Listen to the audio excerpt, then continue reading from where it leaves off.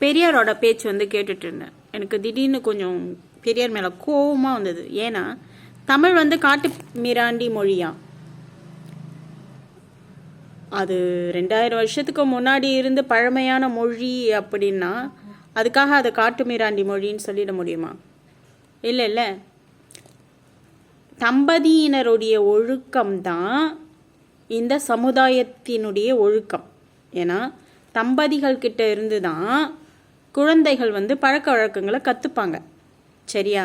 தனி மனித ஒழுக்கம்தான் இந்த நாட்டை வந்து நன்மைக்கு எதுவாக நடத்தும். அதனால் பெரியார் சொல்கிற மாதிரி தமிழ் வந்து காட்டு மிராண்டி மொழிலாம் இல்லை. அதை நம்முடைய இலக்கியங்களை பிராமணர்கள் வந்து மாற்றி எழுதியிருந்தாலும் கூட கருத்துக்கள் யாருடையதுன்னா தமிழர்களுடையது தானே. அவர் சொல்கிறாரு அறிவை தேடு அப்படிலாம் சொல்கிறாரு. அது ஓகே, வெறும் அறிவு மட்டும் வாழ்க்கைக்கு உகந்ததாக இருக்காது. சரியா? அப்படின்னு தான் நான் நினைக்கிறேன். இது என்னோட கருத்து மட்டும்தான். அப்புறம் பெரியார் பேத்திகள்லாம் கொடி தூக்கிட்டு வந்துடாதீங்க.